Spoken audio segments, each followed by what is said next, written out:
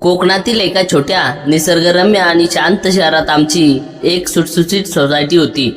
हिरवीगार झाडे आणि शांत वातावरण असले तरी माझ्या आयुष्यात मात्र एक वेगळी शांतता पसरली होती. माझे नाव सीमा, वय 33 वर्ष. माझे पती रोहित हे एका सरकारी आस्थापनामध्ये मोठ्या पदावर कार्यरत होते. त्यांच्या नोकरीच्या स्वरूपामुळे त्यांना सतत दौऱ्यावर राहावं लागे. महिन्यातून जेमतेम 10-12 दिवसच ते घरी असायचे. बाकीचे दिवस मी आणि माझी 8 वर्षाची मुलगी स्वराली, आम्ही दोघीच या भल्या मोठ्या घरात एकट्याच असायचो. माझी दिनचर्या अगदी ठरलेली होती. सकाळी लवकर उठणे, रोहित नसताना स्वरालीला डबा तयार करणे, तिला शाळेच्या बसमध्ये बसवणे, त्यानंतर घरातील जाडलोट, स्वयंपाक आणि कपडे धुणे, ही सगळी कामे मी दुपारी 12-1 वाजेपर्यंत आटपायची. त्यानंतर मात्र घरामध्ये अथांग शांतता पसरायची. दिवस ढळता ढळता मनात एकटेपणाचे ढग जमा व्हायचे. रात्री बिछाण्यावर पडल्यावर डोक्यामध्ये विचारांचं चक्र सुरू व्हायचं.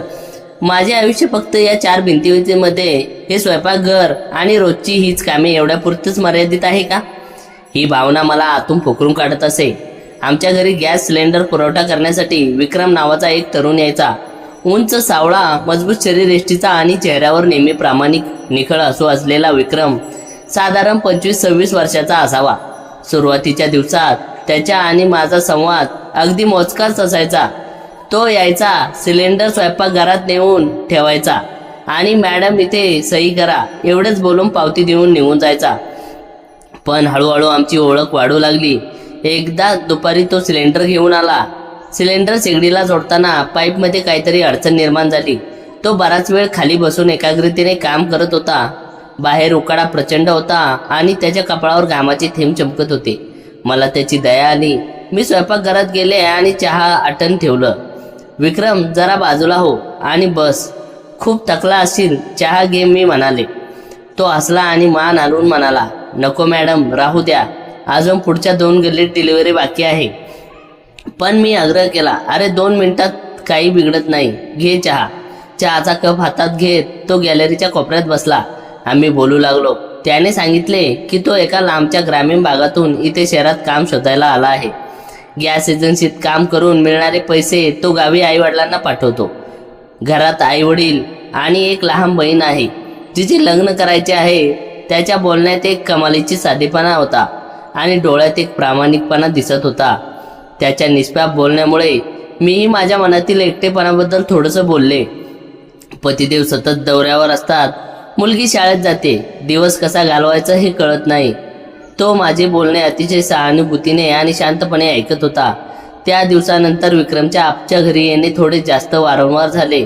कधी सिलेंडर संपायच्या आधीच रिफिलची खात्री करायला यायचा, तर कधी मॅडम रेग्युलेटर आणि पाईप गॅस लीक तर करत नाही ना, हे तपासण्याच्या बहाण्याने यायचा. मीही आदराने त्याला आत बोलवून पाणी किंवा चहा द्यायचे. माझी मुलगी स्वराली त्याला विक्रम काका म्हणायची आणि त्याच्याशी गप्पा मारायची.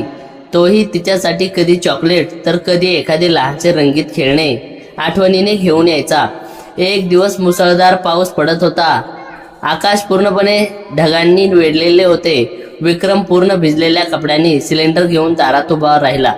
मॅडम, आज सिलेंडर दिला तर चालेल का? मी त्याला ताबडतोब आत बोलवले. अरे, असा पूर्ण भिजला आहेस, कपडे बदलून घे, नाहीतर भयंकर सर्दी होईल. घरात रोहित यांचे काही जुने टी शर्ट आणि एक टॉवेल पडलेला होता, तो मी त्याला दिला. तो वॉशरूममध्ये जाऊन कपडे बदलून आला. त्याचे ओले केस, चेहऱ्यावरील पाण्याचे थेंब आणि रोहितचा टी शर्ट त्याच्या मजबूत अंगावर पाहून माझ्या मनात एका क्षणासाठी एक अतिशय वेगळी अनपेक्षित भावना जागृत झाली.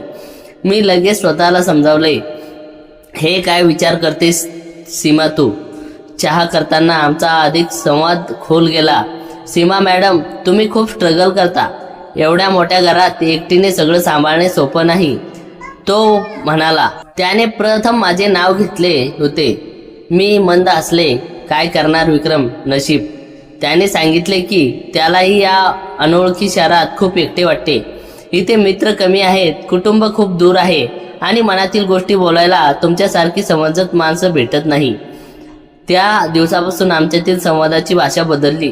तो येणार म्हटल्यावर मी नकळत स्वतःकडे थोडे लक्ष देऊ लागले. केस व्यवस्थित विंचरणे, छान हलकीशी साडी नेसणे, तोही माझ्या बोलण्यासाठी थोडा जास्त वेळ थांबायचा. एकदा स्वराली शाळेत गेली होती आणि घरात पूर्ण शांतता होती. मी त्याला फोन केला, तो आला. आम्ही स्वयंपाकघरात बसून गप्पा मारत होतो. मी त्याला माझ्या आवडीनिवडी सांगितल्या. मला जुनी हिंदी गाणी ऐकायला आणि बागेत रोपे लावायला खूप आवडायचे. तो अगदी मनापासून हसत ऐकत होता. तुम्ही हसता तेव्हा खूप सुंदर दिसता सीमा मॅडम. एकदा तो सहज बोलून गेला. मी जरा लाजले. अरे थांब, असं काही बोलू नकोस. पण मनात एक गोड आनंद पसरला. पतीच्या अनुपस्थितीत ही छोटीशी ओळख मला भावनिक आधार देऊन गेली होती.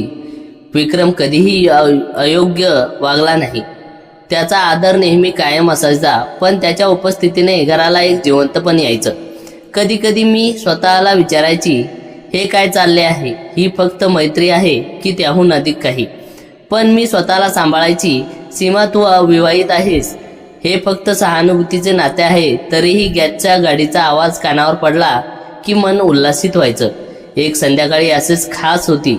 स्वराली तिच्या आजीकडे म्हणजे माझ्या सासूबाईकडे गेली होती. विक्रम सिलेंडर घेऊन आला. मी त्याला म्हणाले, आज जरा वेळ बस ना, खूप एकटे वाटत आहे. तो बसला. आम्ही चहा घेत गप्पा मारत होतो. बाहेर पावसाची संततधार सुरू होती. खोलीत फक्त आमचा संवाद आणि पावसाचा मंद आवाज होता. त्याने माझ्या हाताकडे पाहिले आणि हळूच म्हणाला, सीमा मॅडम, तुम्हाला खरोखर कोणीतरी मनापासून साथ द्यायला हवी. मी काही बोललो नाही, फक्त त्यांच्या डोळ्यात पाहिलं. त्या क्षणी आमच्यात न बोलताही बरेच काही समजले गेले. ही ओळख आता एका नव्या भावनिक टप्प्यावर जात होती, पण तरीही सर्व काही अतिशय शुद्ध मर्यादित होतं. काही दिवसानंतर रविवारचा दिवस होता. आकाश स्वच्छ होते, पण माझ्या मनात विचाराचा गोंधळ होता. स्वराली आजीकडे 2 दिवस राहण्यासाठी गेली होती आणि रोहित दिल्लीच्या दौऱ्यावर होते. त्यांनी फोनवर सांगितलं की त्यावेळी यायला आठवडाभर लागेल. एवढ्या मोठ्या घरात मी पूर्णपणे एकटी होते. विक्रमला फोन करावा की नाही या विचारात माझे हात थरथरत होते. शेवटी धीर करून मी मेसेज केला, सिलेंडर संपला आहे, शक्य असेल तर ये. अर्ध्या तासात विक्रम आला. आज त्याच्या चेहऱ्यावर नेहमीचं हसू नव्हते, तर एक वेगळीच गंभीरता होती. त्याने स्वयंपाकघरात सिलेंडर व्यवस्थित जोडला. माझे काम झाल्यावर मी विचारले, चहा घेशील? तो काही क्षण शांत राहिला आणि म्हणाला, हो. टेबलजवळ चहा देताना माझे हात कापत होते. त्याने ते ओळखले. आज काहीतरी वेगळं वाटत आहे सीमा, काय झालं? त्याचा आवाज खूप मऊ होता. मी खिडकीबाहेर पाहत हळूच म्हणाले, आज घर पूर्ण शांत आहे. स्वराली आजीकडे आहे आणि रोहित दिल्लीला. कधी कधी हे एकटेपणा असह्य होतं. विक्रम तो शांतपणे ऐकत होता. मग म्हणाला, मला समजते, मीही कुटुंबापासून लांब राहतो, पण तुमच्यासारखी जबाबदारी घेऊन एकटी लढणारी स्त्री मी पाहिली नाही. तुम्ही खूप मजबूत आहात. त्याचे हे शब्द थेट माझ्या मनाला भिडले. आम्ही बराच वेळ बोलत राहिलो. बाहेर हळूहळू सूर्य मावळत गेला होता आणि खोलीत सोनेरी किरणे येत होती. विक्रमने माझ्या हाताकडे पाहिले आणि म्हणाला, सीमा, मी तुम्हाला दुखावू इच्छित नाही, पण तुमच्याशी बोलताना मला खूप सुरक्षित वाटते. तुम्ही मला फक्त एक कामगार नाही, तर एक माणूस म्हणून पाहिले आहे. मी त्याच्याकडे पाहिले. त्याच्या डोळ्यात प्रामाणिकपणा आणि एक वेगळी ओढ होती. माझ्या मनात भावनांचा पूर आला. विक्रम, हे काय चालले आहे आपल्यात? मी विवाहित आहे, मला एक मुलगी आहे, मी कोपऱ्या आवाजात म्हणाले. तो उठला, माझ्याजवळ आला, पण त्याने स्पर्श केला नाही. तो म्हणाला, मला सर्व ठाऊक आहे. मी कधीही तुमच्यावर कोणतीही जबरदस्ती करणार नाही. फक्त तुम्हाला जेव्हा एकटे वाटेल तेव्हा हाक मारा. त्याच्या या शब्दांनी माझे मन विरघळले. मी स्वतःहून त्याच्या जवळ गेले. आमचे हात एकमेकांना स्पर्शिले. त्या स्पर्शात शब्द नव्हते, फक्त एक उबदार भावना होती. उसने घेतलेल्या धैर्याने मी डोळे मिटले. त्याने प्रेमाने माझ्या डोक्यावरून हात फिरवला. सीमा, तू आतून आणि बाहेरून खूप सुंदर आहेस. आम्ही त्या क्षणी एकमेकांच्या जवळ आलो. त्याने मला हळूच जवळ घेतले. माझे डोके त्याच्या छातीवर होते आणि त्याच्या हृदय वेगाने धडधडत होते. मीही त्याला घट्ट धरून ठेवले. त्या क्षणी वेळ, काळ आणि सर्व जबाबदाऱ्याचा विसर पडला होता. फक्त 2 एकाकी मन एकमेकांना भावनिक आधार देत होते. पण लगेच मी स्वतःला सावरले. विक्रम, थांब, हे इथेच थांबायला हवं. तो लगेच मागे सरकला. मला समजते सीमा, तुझी तयारी नसेल तर मी कधीही पुढे जाणार नाही. जाण्यापूर्वी त्याने माझा हात प्रेमाने थोपटला. त्याने स्पष्ट केले की त्याला माझ्याशी केवळ शारीरिक नव्हे तर एक खरे आणि भावनिक नाते हवे आहे. 2 दिवसांनी स्वराली परत आली. घर पुन्हा आधीसारखे गजबजले, पण विक्रमचा विचार मनातून जात नव्हता. 3ऱ्या दिवशी मी त्याला पुन्हा भेटायला बोलवले. आम्ही दिवाणखान्यात बसलो. मी हळूच म्हणाले, विक्रम, त्या दिवशी जे घडलं ते मी विसरू शकत नाही, पण मला भीती वाटते. त्याने माझ्या हातावर हात ठेवला. सीमा, मीही घाबरलो आहे, पण तुझ्यासोबत असताना मला एक पूर्णता वाटते. मी तुला कधीही दुखावणार नाही. मीही माझे मन मोकळे केले. पतीच्या व्यस्ततेमुळे निर्माण झालेल्या रिकामेपणा, मुलासाठी सतत सज्ज राहण्याची जबाबदारी आणि स्वतःसाठी वेळ नसणे, हे सांगताना माझे डोळे भरून आले. विक्रमने मला जवळ घेतले. यावेळी आमचा स्पर्श अधिक आत्मीय आणि आदरयुक्त होता. उसने मिळालेल्या या आधाराने त्याने माझ्या कपाळावर हळूच चुंबन घेतले. मी त्याच्या छातीवर डोके टेकवले. सीमा, हे नाते आपण जपून आणि प्रामाणिकपणे सांभाळू. तो कुजबुजला. मी मान डोलावली. त्यानंतर विक्रमने येणे नियमित झाले. कधी सिलेंडरसाठी तर कधी फक्त थोडा वेळ बोलायचा. आमचे छोटे छोटे संवाद, एकमेकांच्या समस्या ऐकणे आणि तो भावनिक स्पर्श, यामुळे आमच्या नात्याला एक खोल अर्थ मिळाला. एकदा संध्याकाळची वेळ होती. आम्ही स्वयंपाकघरात एकत्र चहा घेत होतो. स्वराली बाहेर अंगणात खेळत होती. विक्रमने मला हळूच जवळ ओढले आणि म्हणाला, तू माझी ताकद आहेस. मी त्याच्या डोळ्यात पाहिले आणि प्रथमच मनापासून हसले. आमच्या नात्यात शारीरिक सीमांचे उल्लंघन नव्हते, तर 2 आत्म्यांचे ती एक सखोल भेट होती. नंतर आम्ही बराच वेळ शांत बसलो. त्याने माझ्या केसातून हात फिरवला आणि मी त्याच्या खांद्यावर डोके ठेवले. विक्रम, हे कायम राहू दे, पण कोणाला कळू देऊ नकोस, मी म्हणाले. तो म्हणाला, हो, तुझी इच्छा तीच माझी इच्छा. त्या दिवसानंतर आमचे नाते एका अत्यंत स्थिर आणि सुंदर रूपात आले. विक्रम मला एक खंबीर भावनिक आधार देऊ लागला आणि मी त्याला आयुष्यात पुढे जाण्यासाठी प्रोत्साहन देऊ लागले. घरातील ते जीवघेणे एकटेपण आता संपले होते. स्वरालीलाही विक्रम काकाचा सहवास आवडू लागला होता. मनात एक छोटीशी भीती आजही आहे, समाज, पती आणि कौटुंबिक जबाबदाऱ्या. पण विक्रमने नेहमीच माझ्या मर्यादांचा आदर केला आहे. आजही येतो गॅस सिलेंडर घेऊन, पण मुख्यत्वे माझ्या चेहऱ्यावरचे हसू पाहण्यासाठी. आमचे हे लपलेले पण अत्यंत निकळ नाते घराच्या भिंतीत फुलत आहे. आयुष्यातील एकटेपणा संपून तिथे एक गोड साथीची जागा घेतली आहे. आयुष्य अजूनही गुंतागुंतीचे आहे, पण छोट्या छोट्या भावनिक क्षणामुळे ते आता खूप सुंदर वाटू लागले आहे. काळाचा प्रवाह त्याच गतीने वाहत होता. त्या एका संध्याकाळी आमच्यात निर्माण झालेल्या भावनिक जवळीकतेने आमच्या नात्याला एक वेगळीच शांत आणि उबदार आयाम दिला होता. आता विक्रम फक्त गॅस सिलेंडर पोचवणारा तरुण राहिला नव्हता, तर तो माझ्या एकाकी आयुष्यात शांततेची फुंकर घालणारा एक अत्यंत समंजस्य आणि आपुलकीचा सोबती बनला होता. सुरुवातीला माझ्या मनात अनेक प्रश्न आणि शंकांचे वादळ उठायचे. मी जे करते आहे ते योग्य आहे का? हे कुठल्या वळणावर जाईल? असे अनेक विचार रात्रीच्या शांततेत मनात गर्दी करायचे. पण जेव्हा जेव्हा विक्रम समोर यायचा, त्याच्या डोळ्यातील प्रामाणिकपणा आणि त्याच्या मर्यादाबद्दल आदर पाहून माझे मन शांत व्हायचे. त्याने कधीही कोणतीही घाई केली नाही किंवा अयोग्य मागणी केली नाही. त्याची उपस्थिती माझ्यासाठी एक मोठी भावनिक आधार ठरत होती. एकदा हिवाळ्याचे दिवस होते. हवेत छान गारवा पसरला होता. रोहित नेहमीप्रमाणे कामानिमित्त राज्याबाहेर गेले होते आणि स्वराली तिच्या शाळेत प्रकल्प पूर्ण करून संध्याकाळी मैत्रिणीकडे खेळायला गेली होती. घरात एक छान उबदार वातावरण होते. विक्रम नेहमीप्रमाणे नियमित तपासणीच्या बहाण्याने आला. त्याने नेहमीसारखे दार वाजवले. मी दार उघडले तेव्हा त्याच्या हातात एक छोटेसे रंगीबिरंगी कागदात गुंडळलेलं पाकिट होतं. हे काय आहे विक्रम? मी नवल वाटून विचारले. तो मंद हसला. मॅडम, म्हणजे सीमा, हे तुझ्यासाठी आहे. परवा मी गावी गेलो होतो तेव्हा तिथल्या बागेतील ताजी लाल चुटूक गुलाब आणि काही रानफुले दिसली. मला एकदम तुमची आठवण आली. तुम्हाला फुले आणि बागकाम आवडते ना, म्हणून आणली. त्याच्या या छोट्याच्या आपण मनापासून दिलेल्या भेटवस्तूने माझे मन भरून आले. शहरात राहूनही त्याच्यातील तो साधेपणा आणि दुसऱ्याची आवडीनिवडीची आठवण ठेवण्याची वृत्ती मला खूप भावली. मी ती फुले हातात घेतली. त्यांचा सुगंध संपूर्ण दिवाणखान्यात पसरला. खूप छान आहेत विक्रम, थँक्यू, मी म्हणाले. तुम्ही हसलात की ही फुले अजून सुंदर दिसतात, तो हळूच म्हणाला. त्याच्या या शब्दांनी माझ्या गालावर नकळत लाजेची लाली पसरली. मी त्याला आत बोलावले. आम्ही स्वयंपाकघरात गेलो. मी 2 कप गरमागरम आले वेलचीचा घातलेला चहा केला. आम्ही दोघे स्वयंपाकघरातील लहान टेबलजवळ शेजारी बसलो.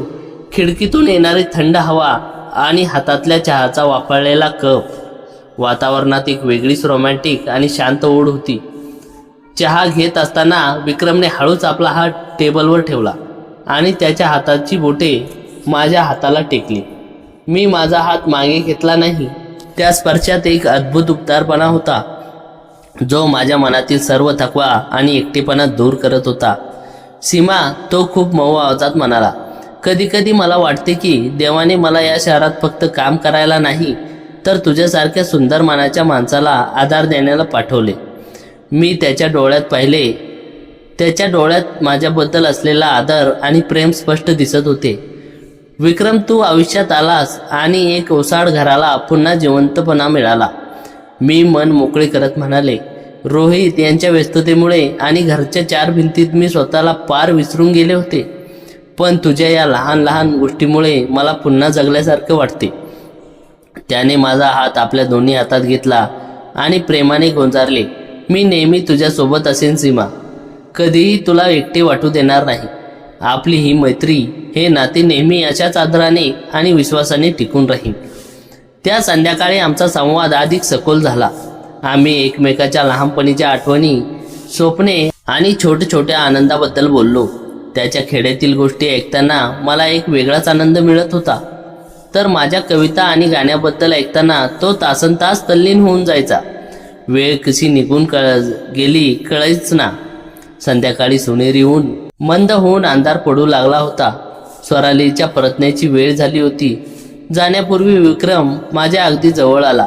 त्याने हळूच माझ्या कपाळावर आपले ओठ टेकवले. तो स्पर्श अतिशय शुद्ध, आदरयुक्त आणि भावनिक होता. काळजी घे सीमा, तो कुजबुजला. तूही, ती मंद हसत म्हणाले. तो निघून गेला, पण त्याचे उबदार उपस्थिती आणि त्याने दिलेले भावनिक आधार घरातच राहिला. मी गॅलरीत उभी राहून तो रस्त्याने जाताना पाहत राहिले. माझ्या आयुष्यात एकटेपणाची जागा आता एका सुंदर लपलेल्या पण अतिशय निखळ नात्याने घेतली होती. हे नाते कोणत्याही नावापलीकडचे होते, जिथे फक्त 2 मनाचा समंजसपणा, आदर आणि एक गोड साथ होती. या छोट्या छोट्या क्षणांनी माझे आयुष्य खरोखर खूप सुंदर आणि अर्थपूर्ण बनवले होते. विक्रम हळूच निघून गेला, पण त्याच्या उपस्थितीने उबदार सावली शांत खोलीत तशीच रेंगाळत राहिली. गॅलरीत उभे राहून मी त्याला गल्लीच्या कोपऱ्यापर्यंत अदृश्य होईपर्यंत पाहत राहिले. रात्रीचे 8 वाजत आले होते. थंडीची लाट थोडी अधिक तीव्र झाली होती, पण माझ्या आत एक वेगळी शांत आणि आश्वासक ऊब निर्माण झाली होती. काही वेळातच दारावरची बेल वाजली. मी दार उघडले तर समोर माझी चिमुकली स्वराली उभी होती. तिच्या चेहऱ्यावर मैत्रिणीकडे खेळून आल्याचा आनंद स्पष्ट दिसत होता. आई, बघ मी आणलंय. रियाच्या आईने मला ही छानशी ड्रॉइंग बुक दिली. ती नाचत नाचत आत आली. तिचे ते निरागस हसू पाहून माझ्या मनातील उरली सुरला गोंधळही कुठल्या कुठे पळून गेला. मी तिला जवळ घेतले, तिचे ओले झालेले केस बाजूला केले आणि तिच्या कपाळावर एक प्रेमाची पापी घेतली. ही माझी मुलगी आहे, माझे सर्वस्व आहे आणि तिच्या या हसऱ्या जगात आनंद टिकवून ठेवणे ही माझी पहिली जबाबदारी आहे. या विचाराने मला आतून अजून मजबूत केले. विक्रमने मला नेमके हेच शिकवले होते, स्वतःचा आदर करून आयुष्य खऱ्या अर्थाने जगणे.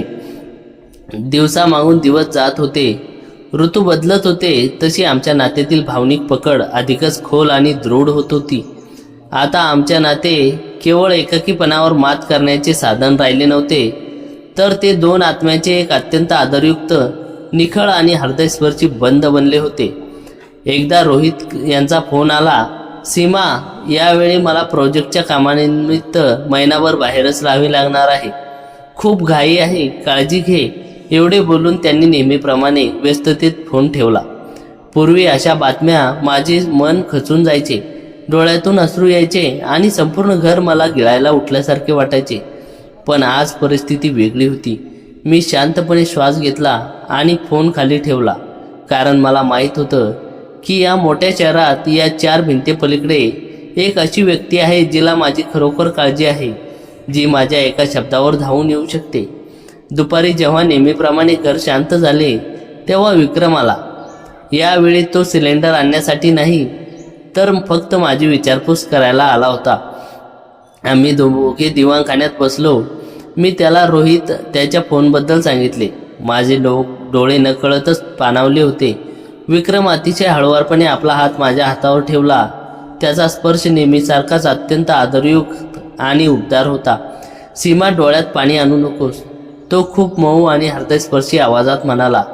आयुष्याने तुला ज्या परिस्थितीत ठेवले आहे त्यात खूप धैर्याने उभी राहिली आहेस. रोहित सर जबाबदाऱ्या पार पाडत आहेत, पण तुझ्या या मनाचा सांभाळ करायला मी आहे ना. जोपर्यंत माझ्या श्वासात श्वास आहे तोपर्यंत तुला कधीही एकटेपणाची झळ पोचू देणार नाही. त्याच्या या शब्दांनी माझ्या हृदयाच्या ठोक्यांचा वेग वाढवला. एका स्त्रीला आयुष्यात काय हवे असते? फक्त पैशाची श्रीमंती किंवा मोठे घर नाही, तर तिच्या भावना समजून घेणारा, तिला मान देणारा आणि तिच्या अस्तित्वाला जपणारा एक माणूस, एक मनापासूनचा सोबती. विक्रमच्या रूपाने मला तो सोबती मिळाला होता. मी त्याच्या डोळ्यात पाहिले. त्या सावळ्या प्रामाणिक चेहऱ्यावर माझ्याबद्दलचे अपार प्रेम आणि आदर स्पष्ट ओसांडून वाहत होता. मी हळूच माझे डोके त्याच्या खांद्यावर ठेवले.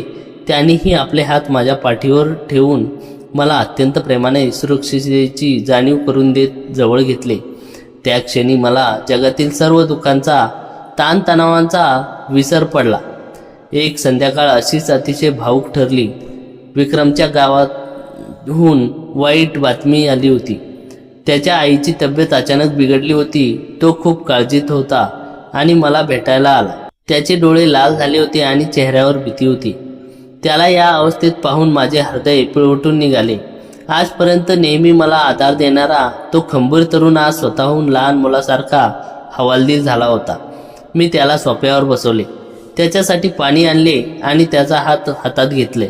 विक्रम, शांत हो, आईला काहीही होणार नाही, तू लगेच गावी जा, मी त्याला समजावत म्हणाले. तो माझ्याकडे पाहत म्हणाला, सीमा, शहरात येऊन एवढी वर्षे झाली, पण कधी कोणासमोर मन मोकळं करता आलं नाही. आज तेव्हा संकट आले तेव्हा मला सगळ्यात आधी तुझी आठवण आली. तुझ्या या शांत सहवासात मला एक वेगळीच ताकद मिळते. मी त्याच्या खिशातून हळूवार हात फिरवला. त्याने आपले डोके माझ्या मांडीवर ठेवले. मी त्याला शांत करत राहिले. 2 माणसामधील भावनिक नाते जेव्हा इतके उंचावते तिथे शब्दांची गरज उरत नाही. फक्त एकमेकाचा उबदार उपस्थितीचा हजारो शब्दाचं काम करून जाते. त्या रात्री मी त्याला गावी जाण्यासाठी काही आर्थिक मदतही केली आणि तो निश्चित होऊन गावी गेला. काही दिवसांनी जेव्हा आईची प्रकृती सुधारल्यावर परत आला तेव्हा त्याच्या दारात पाऊल ठेवण्यानेच माझे घर पुन्हा उजाळून निघाले. तो येताना माझ्यासाठी गावाहून ताजे शेतातले आवळे आणि रानफुले घेऊन आला. सीमा, आई आता बरी आहे. तुझ्या आशीर्वादाने आणि तू दिलेल्या धैर्यामुळे मी या प्रसंगातून जाऊ शकलो, तो कृतज्ञतेने म्हणाला. आम्ही स्वयंपाकघरात एकत्र चहा बनवला. तो चहाच्या कपाचे घोट घेत असताना मी त्याच्याकडे पाहत राहिले. काय पाहतेस एवढे एकाग्रतेने? त्याने हसून विचारले. हे की आयुष्य किती विचित्र असतं ना. ज्या माणसाला मी काही महिन्यापूर्वी ओळखतही नव्हते, आज तोच माणूस माझ्या आयुष्याचा सर्वात महत्त्वाचा आणि भावनिक भाग बनला आहे, मी अगदी मनापासून म्हणाले. विक्रम उठला आणि माझ्या जवळ आला. त्याने माझे दोन्ही हात हातात घेतले आणि माझ्या कपाळावर आपले ओठ टेकवले. त्या स्पर्शात वासना नव्हती, कोणताही अयोग्य ओढ नव्हती. त्यात होती फक्त एकमेकाबद्दलची अथांग आत्मीयता, एक दुर्मिळ भावनिक जवळीक आणि पवित्र प्रेम. सीमा, हे नाते आपण जगाच्या नजरेसमोर दूर पण आपल्या मनात अत्यंत पवित्रपणे जपले आहे आणि कायम जपणार आहोत. तू माझी ती प्रेरणा आहेस जी मला रोज जगण्याचे बळ देते. तो हळूच कुजबजला.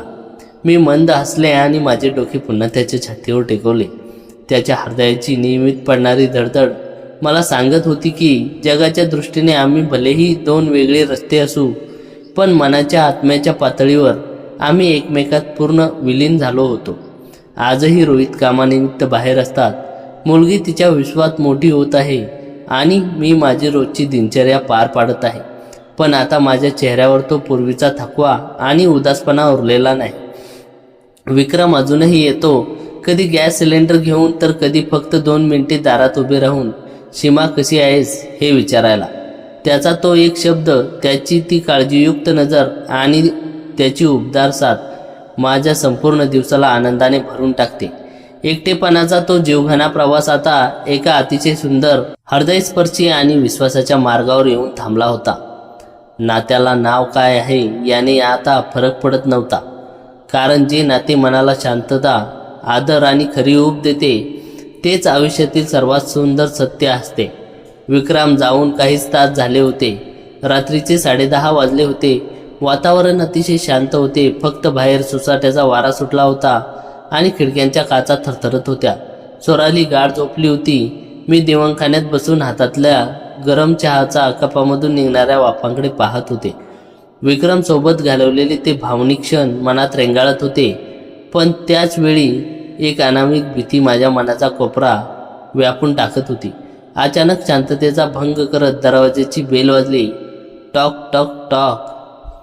माझे हृदय एका क्षणात धस्स झाले. एवढ्या रात्री कोण असू शकते? रोहित तर आठवडाभर येणार नव्हते. मग यावेळी दारात कोण उभे असेल? मी हळूच उठले. पायातील ताकद अचानक निघून गेल्यासारखी वाटत होती. मी दाराजवळ गेले आणि लॅच न उघडता लहानशा पीप होलमधून बाहेर पाहिले. बाहेर गॅलरीत ट्यूबलाईटचा प्रकाश मंद झाला होता. दारात एक उंच सावली उभी होती. त्या व्यक्तीने रेनकोट किंवा जॅकेट घातले होते आणि टोपी खाली ओढली होती, ज्यामुळे चेहरा स्पष्ट दिसत नव्हता. कोण आहे? मी थरथरत्या आवाजात विचारले. बाहेरून कोणताही आवाज आला नाही. फक्त पुन्हा 3 वेळा दारावर ठकठक झाली. माझ्या छातीतील धडधड वाढली. मी घाबरून 2 पावले मागे सरकले. फोन उचलून विक्रमला कॉल करावा का असा विचार डोक्यात आला. मी टेबलवरून फोन उचलला होता की दारावरून एक पांढरा कागद आत सरकवला गेला. मी थबकले. मोबाईल हातात तसाच धरून मी हळूच त्या कागदाजवळ गेले. तो एक घडी घातलेला कागद होता. थरथरत्या हाताने मी तो कागद उचलला आणि उघडला. कागदावर लाल शाईने मोठ्या अक्षरात लिहिले होते, सीमा, घराच्या भिंतींनाही कान असतात आणि खिडक्यांना डोळे. गॅस सिलेंडरच्या बहाण्याने घरात येणारी सावली खूप काही सांगून जाते. उद्या संध्याकाळची 7 वाजेच्या सोसायटीच्या मागच्या गार्डनमध्ये एकटी ये, नाहीतर रोहितच्या फोनवर एक खास फोटो पाठवला जाईल. कागदातील ते शब्द वाचून माझ्या पायाखालची जमीन सरकली. माझ्या हातातून कागद खाली निसटला होता. फोटो? कसला फोटो? कोणीतरी आमच्यावर लक्ष ठेवून होते का? माझे डोके सुन्न झाले. चक्कर आल्यासारखे वाटू लागले. मी सोफ्यावर कोसळले. विक्रम आणि माझ्या नात्यात कोणतीही अयोग्य गोष्ट नव्हती, फक्त एक निखळ भावनिक आधार होता. पण या समाजाच्या आणि रोहितच्या नजरेत या चित्राचा अर्थ काय निघेल याची कल्पना करूनच माझ्या अंगावर काटा आला. रात्री मला 1 सेकंदही झोप लागली नाही. मी बेडवर पडून फक्त घडलेल्या प्रकाराचा विचार करत होते. हे काम कोणाचं असू शकते? सोसायटीचा कडक स्वभावाचा सेक्रेटरी जोशी काका, जे नेहमी प्रत्येकावर संशयाने पाहायचे? की समोरच्या फ्लॅटमध्ये राहणारी सुनीता, जी नेहमी कोणाच्या घरी कोण येते जाते यावर बारीक लक्ष ठेवून असायची? की गॅस एजन्सीमधील विक्रमचा एखादा स्पर्धक किंवा दुश्मन? सकाळी 6 वाजता अलाराम वाजला. मी उठले, पण माझी नजर सतत खिडकीबाहेर आणि दाराकडे होती. स्वरालीला शाळेत पाठवतानाही माझे लक्ष अभ्यासात किंवा तिच्या बोलण्यावर नव्हते. आई, तू एवढी उदास का दिसतेस? तुझा चेहरा पांढरा पडलाय, स्वरालीने माझा हात धरून विचारले. काही नाही ग बाळा, रात्री झोप झाली नाही व्यवस्थित. तू शाळेत जा. मी जबरदस्तीने हसण्याचा प्रयत्न केला. स्वराली शाळेच्या बसमध्ये बसून निघून गेल्यावर मी घराचे दार घट्ट लावून घेतले. माझे हात थरथरत होते. मी शेवटी धीर करून विक्रमला फोन केला. हॅलो सीमा, काय झाले? एवढ्या सकाळी फोन? विक्रमचा नेहमीसारखा आश्वासक आवाज आला. विक्रम, खूप मोठी अडचण आली आहे. तू लगेच येऊ शकतोस का? पण खूप सांभाळून ये. मी घाबरल्या आवाजात कुजबुजले. माझ्या आवाजातील दहशत ओळखून विक्रमने जास्त प्रश्न विचारले नाहीत. मी 10 मिनिटात पोहोचतो एवढे तो म्हणाला. 10 मिनिटांनी दारावर पुन्हा हलकी थाप पडली. मी अत्यंत सावधगिरीने दार उघडले. विक्रम आत आला. त्याच्या चेहऱ्यावर चिंतेचे सावट होते. मी न बोलता तो लाल शाईने लिहिलेला कागद त्याच्या हातात दिला. विक्रमने तो कागद वाचला. जसा जसा तो कागद वाचत गेला तसा तसा त्याचा सावळा चेहरा अधिकच गंभीर होत गेला. त्याच्या कपाळावर आठ्या पडल्या आणि डोळ्यात एक वेगळाच राग चमकला. हे कोणी लिहिले आहे सीमा? तुला कोणावर संशय आहे का? त्याने विचारले. मला काहीच सुचत नाही विक्रम. सोसायटीतले कोणीतरी असेल किंवा मला खूप भीती वाटते. जर रोहितला हे कळले किंवा कोणी चुकीचे फोटो पाठवले तर माझे कुटुंब, माझी मुलगी, सर्व काही उद्ध्वस्त होईल. विक्रमने माझे दोन्ही हात हातात घेतले. सीमा शांत हो. आधी स्वतःला सावर. आपण काही चुकीचे वाईट केलेले नाही. हे जे कोणी करत आहे ते फक्त तुला घाबरवून ब्लॅकमेल करण्याचा प्रयत्न करत आहे. पण तो फोटो काय असू शकतो विक्रम? मी विचारले. विक्रम थोडा विचार करू लागला. परवा जेव्हा मी पावसात भिजून आलो होतो किंवा जेव्हा आपण चहा घेत होतो, खिडकीचे पडदे पूर्ण बंद नव्हते. कोणीतरी बाहेरून कॅमेऱ्याने किंवा मोबाईलने फोटो काढला असावा. आता काय करायचे? मी हताशपणे विचारले. विक्रमने घड्याळाकडे पाहिले. कागदावर लिहिले की संध्याकाळी 7 वाजता सोसायटीच्या मागच्या गार्डनमध्ये यायचे. सीमा, तू एकटी जाणार नाहीस. मी तिथे आधीपासूनच लपून राहील. तो ब्लॅकमेलर कोण आहे हे मला पाहायचे आहे. दिवसभर वेळ जणू थांबल्यासारखा वाटत होता. घड्याळाचा प्रत्येक सेकंद माझ्या हृदयावर हातोड्यासारखा पडत होता. संध्याकाळी 7:30 वाजता मी स्वरारीला पुन्हा शेजारच्या आजीकडे खेळायला पाठवले. माझे मन शंकाकुशंकांनी भरलेले होते. पावसाळे हव्यामुळे 7:30 वाजेपर्यंतच पूर्ण अंधार पडला होता. सोसायटीचे मागचे गार्डन थोडे जुने आणि एकांतवासात होते. तिथे रात्रीच्या वेळी जास्त कोणी जात नसे. पोहोचण्यापूर्वीच विक्रम तिथे झाडाच्या सावलीत लपून बसला होता. मी हळूहळू पावले टाकत मागच्या गार्डनमध्ये पोहोचले. स्ट्रीट लाईट पिवळसर मंद प्रकाश बाकावर पडत होता. हवेत सनईसारखा वाऱ्याचा आवाज येत होता. मी बाकाजवळ उभी राहिले. फोन हातात घट्ट धरला होता. 7 वाजले. माझे हृदय वेगाने धडधडत होते. अचानक मागच्या झाडातून वाळलेल्या पानाचा चुरचुरणारा आवाज आला. कोणीतरी माझ्या पाठीमागे येत होते. शेवटी आलीस तर सीमा, एक ओळखीचा घोगरा आवाज मागून आला. मी पटकन मागे वळून पाहिले तर समोर उभी असलेली व्यक्ती पाहून माझे डोळे आश्चर्याने धक्क्याने मोठे झाले. ती व्यक्ती दुसरी कोणी नसून सोसायटीचा वॉचमॅन आणि सिक्युरिटी सुपरवायझर प्रकाश होता. प्रकाश, तू हे सगळे करतोयस?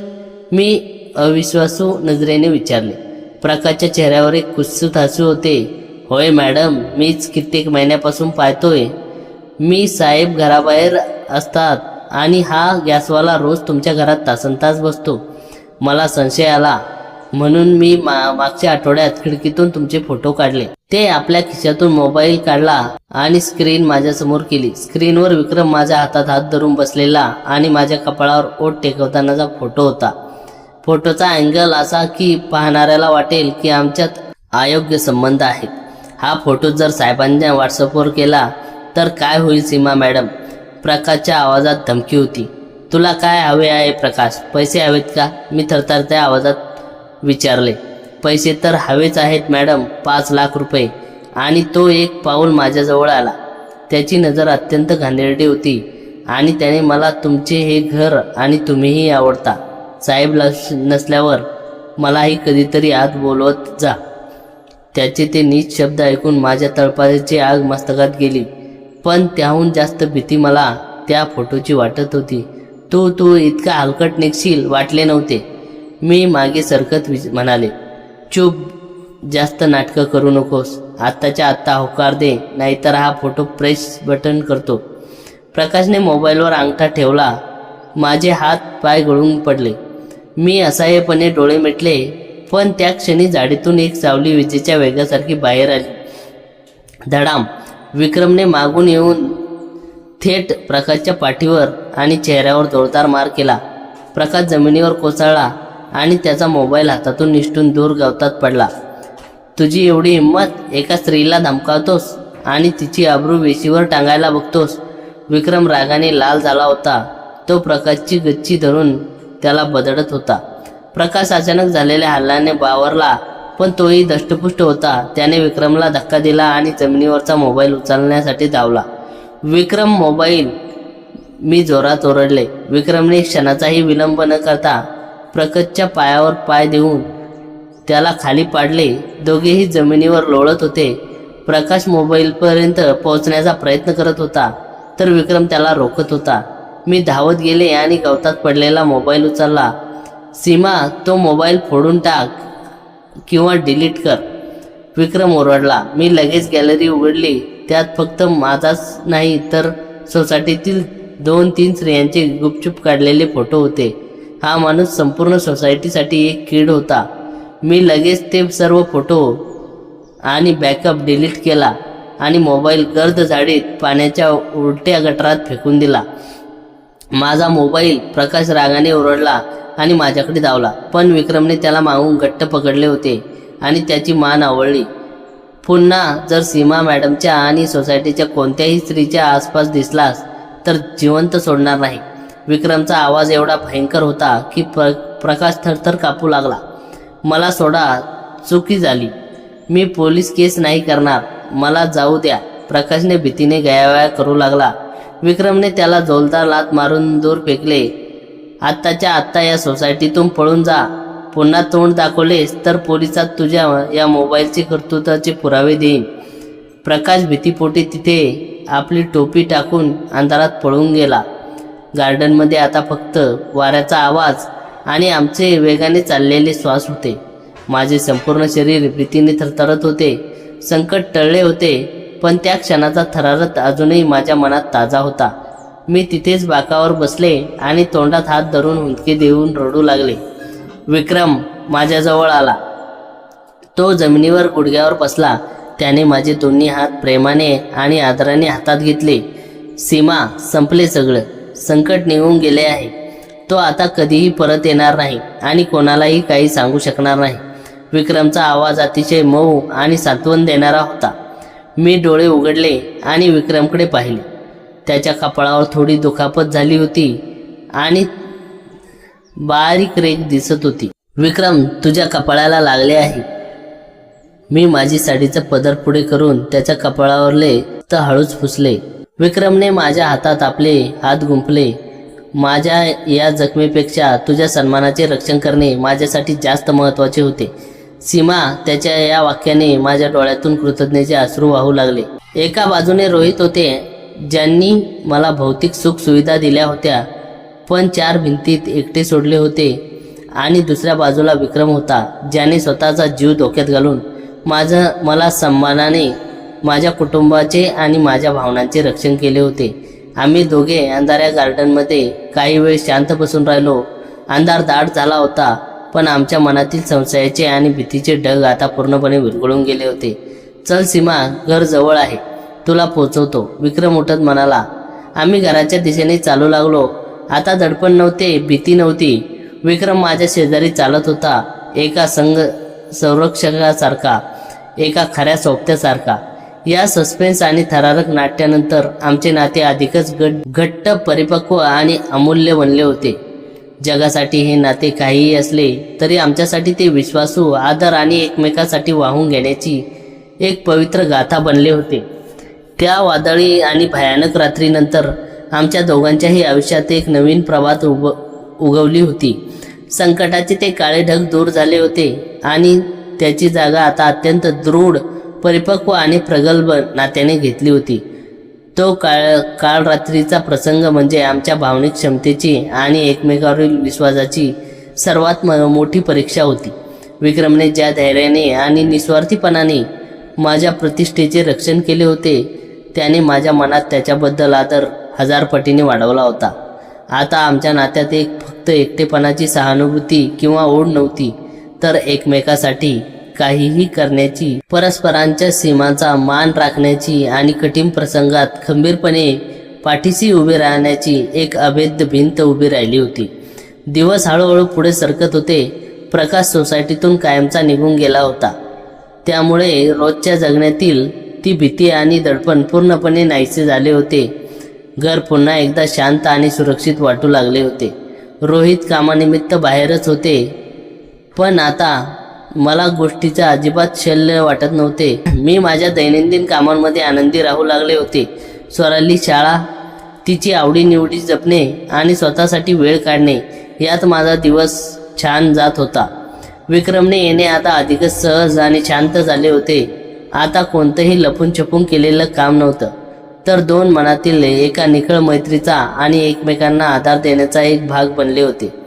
तो यायचा, आम्ही एकत्र बसून चहा घ्यायचो, आयुष्यातील छोट्या गोष्टीवर बोलायचो. कधी तो त्याच्या गावात चाललेल्या शेती कामाबद्दल सांगायचा, तर कधी मी त्याला वाचलेल्या पुस्तकाबद्दल सुंदर विचार सांगायचे. सीमा, एकदा दुपारी चहा घेताना तो म्हणाला, त्या रात्रीनंतर मला एक गोष्ट नक्की कळली. कोणती गोष्ट विक्रम? मी त्याच्याकडे पाहत विचारले. हीच की माणसाने नाते कागदावरच्या सह्यापेक्षा आणि जगाच्या मान्यतेपेक्षा एकमेकाबद्दल असलेल्या काळजीने आणि आदराने जास्त मजबूत होते.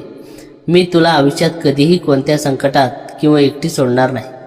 त्याच्या या साध्या आणि अर्थपूर्ण शब्दांनी माझे मन भरून आले. मी मंद हसले आणि म्हणाले, मला माहीत आहे विक्रम, आणि म्हणूनच अथांग एकटेपणा तू माझ्यासाठी देवदूतासारखा आला आहेस. काही महिन्यानंतर रोहित आपल्या मोठ्या प्रोजेक्टहून परत आले. ते घरी आल्यावर काही दिवस घरात थोडे नियम आणि औपचारिकता वाढली. विक्रमही त्या दिवसात अगदी जबाबदार आणि व्यावसायिक गॅस डिलिव्हरी बॉय म्हणून यायचा. सिलेंडर ठेवायचा आणि पावती घेऊन निघून जायचा. पण जेव्हा जेव्हा रोहित घरात नसायचे किंवा बाहेर जायचे, तेव्हा आमच्या नजरांची ती ओळखीची भाषा आणि विश्वासाचे हसू कायम असायचे. रोहित यांच्याशी बोलताना मला जाणवले की त्यांच्या आणि माझ्या नातात वैवाहिक बंध असले तरी भावनिक संवादाची जी दरी होती ती तशीच होती. पण मला आता त्याची खंत वाटत नव्हती, कारण माझ्या मनाची ही पोकळी विक्रमच्या निस्वार्थी साथीने पूर्णपणे भरून काढली होती. एकदा पावसाळ्याच्या दिवसात पुन्हा मुसळधार पाऊस सुरू झाला होता. स्वराली आणि रोहित दोघेही कामानिमित्त बाहेर गेले होते. विक्रम आला तेव्हा बाहेर धो धो पाऊस पडत होता. आम्ही नेहमीप्रमाणे स्वयंपाकघरात बसून चहा पित होतो. बाहेर पडणाऱ्या पावसाच्या थेंबाचा आवाज आणि घरातील ती शांतता. विक्रमने हळूच माझा हात आपल्या हातात घेतला. सीमा, हे आयुष्य असंच शांत आणि सुंदर राहो, हीच ईश्वरचरणी प्रार्थना, तो म्हणाला. मी त्याच्या हातावर दुसरा हात ठेवला. हो विक्रम, हे भावनिक नाते, हा आदर आणि ही उबदार साथ आपल्या आयुष्यात सर्वात मोठा आधार आहे. आमच्या या नात्याला जगाने काय नाव दिले असते याने आम्हाला कधीच फरक पडला नाही. कारण जिथे वासना नसते, जिथे स्वार्थ नसतो, फक्त एकमेकांचे अस्तित्व जपणे आणि आधार देणे असते, तसेच आमचे हे नाते होते. एकटेपणाच्या अथांग सागरात मिळालेला तो विश्वासाचा किनारा आमच्या आयुष्याला रोज एक नवीन सुंदर आणि अर्थपूर्ण वळण देत होता.